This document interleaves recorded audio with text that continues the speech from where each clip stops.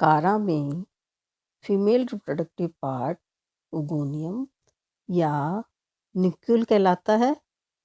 यह ओगोनियम या nucule branch of limited growth की शाखाओं की नोड्स पर एक बहुत ही सूक्ष्म स्टॉक के द्वारा अटैच्ड रहता है। मोनोसिस स्पीसीज यानी कि उभयलिंगाश्रयी स्पीसीज में न्यूक्यूल ग्लोब्यूल के ठीक ऊपर स्थित होता है। ओगोनियम एक बड़ी अंडाकार संरचना है जिसमें उसी के आकार व साइज का एक लार्ज एग पाया जाता है। एग में डेंस प्रोटोप्लास्ट होता है जिसमें प्रचुर मात्रा में स्टार्च ग्रेन्यूल्स और कुछ मात्रा में ऑयल के रूप में फूड संचित रहता है या रिजर्व होता है। एग का न्यूक्लियस एग के बेसल पार्ट में होता है। एग के एपेक्स पार्ट पर हाइलाइन एरिया पाया जाता है।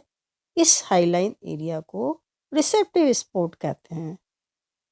अंडधानी या ओगोनियम के चारों ओर 5 लॉन्ग क्लॉकवाइज सर्पिल आकार की कोशिकाएं होती हैं। इन कोशिकाओं को ट्यूब सेल्स कहते हैं। प्रत्येक कोशिका के एपेक्स पर एक छोटी कोशिका पाई जाती है।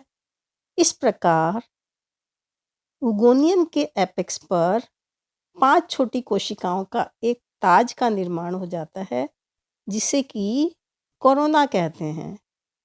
ओगोनियम के आवरण की उपस्थिति इस कारा शैवाल का एक एडवांस और लाक्षणिक गुण है।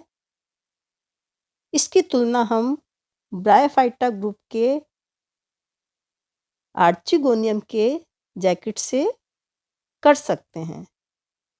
अब हम कारा में न्यूक्यूल के डेवलपमेंट के बारे में पढ़ेंगे। उभयलिंगाश्रयी स्पीसीज यानी कि मोनोसिस स्पीसीज में ओगोनियम का डेवलपमेंट एंथ्रीडियम के आधार पर स्थित बेसल नोडल सेल्स के द्वारा होता है और ओगोनियल इनिशियल सेल्स में 2 ट्रांसवर्स डिवीजन या अनुप्रस्थ विभाजन होते हैं जिससे कि 3 कोशिकाओं की एक पंक्ति बन जाती है। इनमें से सबसे निचली कोशिका पेडिसल, मध्य कोशिका नोडल सेल और सबसे ऊपर की कोशिका जो है वो ओगोनियल मदर सेल कहलाती है। निचली कोशिका यानी कि पेडिसल में फर्दर कोई डिवीजन नहीं होता बल्कि ये इलोंगेटेड होकर ओगोनियम के यूनिसेलुलर वृंत या स्टॉक का निर्माण करती है। अंतस्थ कोशिका जो कि ओगोनियल मदर सेल्स का कार्य करती है, इसके ट्रांसवर्स डिवीजन से एक बेसल व स्मॉल स्टॉक सेल्स तथा एक ऊपरी व अपेक्षाकृत बड़ी सेल्स ओगोनियल सेल बनती है। अब ओगोनियल सेल्स आकार में पर्याप्त एनलार्ज हो जाती है और वृद्धि होने के पश्चात इसमें एक केंद्रकीय एग का डेवलपमेंट हो जाता है। नोडल सेल्स में विभाजन होकर 5 शीथ सेल्स व एक सेंट्रल सेल्स का निर्माण होता है। अब प्रत्येक शीथ सेल्स में एक ट्रांसवर्स डिवीजन होता है जिससे कि 2 टायर्स बन जाते हैं। प्रत्येक टायर में 5 कोशिकाएं होती हैं। अब ऊपरी परत की 5 कोशिकाएं कोरोनल सेल्स के रूप में कार्य करती है, जबकि निचली परत की 5 कोशिकाएं इलोंगेटेड हो जाती हैं और उगोनियम के चारों ओर एक प्रोटेक्टिव कवर बनाती है। इन्हीं प्रोटेक्टिव कवर को हम ट्यूब सेल्स कहते हैं। कोरोनल सेल्स जो कि एपेक्स पर होती हैं, ये चौड़ाई और लंबाई में वृद्धि करके मैच्योर न्यूक्लियस के शीर्ष पर एक क्राउन या मुकुट बनाती हैं। एग के न्यूक्लियस नीचे से ऊपर की ओर चला जाता है तथा एपेक्स पर एक रिसेप्टिव स्पॉट बन जाता है। इसके साथ ही एग में अधिक मात्रा में ऑयल व स्टार्च भी जमा हो जाता है। Fertilization. Female reproductive part oogonium या न्यूक्यूल के मैच्योर होने पर फर्टिलाइजेशन से पूर्व ट्यूब सेल्स कोरोनल सेल्स से थोड़ा नीचे व एक दूसरे से सेपरेट हो जाती हैं। इसके फलस्वरूप उगोनियम के चारों ओर 5 स्लिट्स या दरारें बन जाती हैं। फर्टिलाइजेशन के समय उगोनियम के शीर्ष भाग की कोशिका भित्ति का जिलेटिनाइजेशन हो जाता है और उगोनियम का ये भाग मेल रिप्रोडक्टिव पार्ट एंथीरोजॉइड्स के लिए रिसेप्टिव स्पॉट का कार्य करता है। अब मोटाइल एंथीरोजॉइड्स उगोनियम के उपरोक्त दरारों से प्रवेश करते हैं और मेल और फीमेल न्यूक्लियस के संयोजन से 2x ओस्पोर्स या जायगोट का निर्माण हो जाता है। जायगोट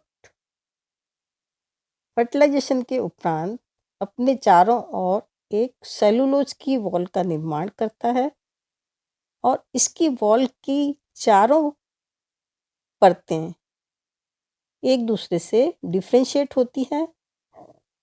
2 बाहरी परत पिगमेंटेड तथा 2 भीतरी परत कलरलेस होती है। इस तरह से 2x जायगोट का 2x न्यूक्लियस अग्रसिरे पर स्थानांतरित हो जाता है। अधिकांशतः स्टार्च ऑयल ग्लोब्यूल्स के रूप में परिवर्तित हो जाती हैं। ट्यूब सेल्स की बाहरी भित्ति डीके या नष्ट हो जाती हैं तथा भीतरी भित्ति पर सुबेरिन व सिलिका का जमाव हो जाता है। इसके पश्चात जायगोट टूटकर तालाब के पैंदे में बैठ जाता है और रेस्टिंग पीरियड में रहता है। रेस्टिंग पीरियड एनवायरमेंटल दशाओं पर निर्भर करती है। And then germination of zygote और जर्मिनेशन ऑफ ओस्पोर्स।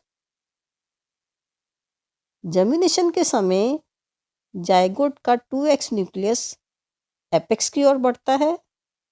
इस भाग में मियोसिस डिवीजन या रिडक्शन डिवीजन होने से 4 हैप्लोइड न्यूक्लियस बनते हैं और ये शीर्ष भाग के निकट ट्रांसवर्स वॉल के बनने से 2 असमान कोशिकाएं बनती है। इसके बाद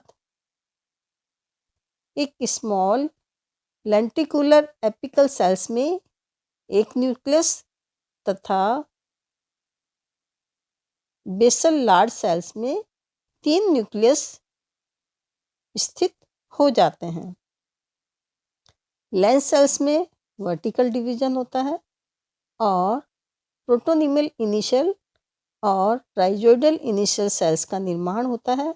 दोनों ही कोशिकाएं विपरीत दिशा में वृद्धि करती हैं और राइजोइडल इनिशियल सेल्स से राइजोइड्स बनते हैं तथा फर्स्ट प्रोटोनिमल सेल्स से प्राइमरी प्रोटोनिमा बनती है।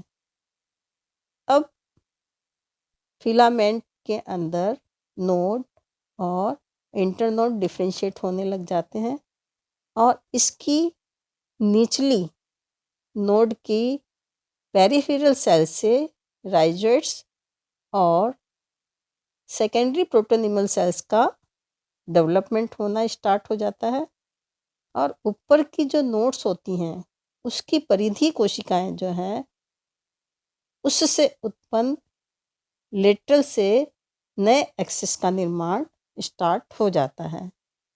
इस तरह से कारा में रिप्रोडक्शन होता है। अल्टरनेशन ऑफ जनरेशन इन कारा। जैसा कि आपने कारा की लाइफ साइकिल के बारे में पढ़ा और देखा कि कारा का जो प्लांट है वो हैप्लॉइड होता है और इसकी लाइफ साइकिल में 2x अवस्था जाइगोट के रूप में शो होती है। जाइगोट के जर्मिनेशन के समय 2x न्यूक्लियस में मेयोसिस डिवीजन या अर्धसूत्रीय विभाजन होता है और उसके फलस्वरूप पुनः हैप्लॉइड अवस्था प्राप्त हो जाती है। कहने का तात्पर्य यह है कि कारा का जो जीवन चक्र है या लाइफ साइकिल है वो हैप्लॉन्टिक टाइप का होता है। Thank you.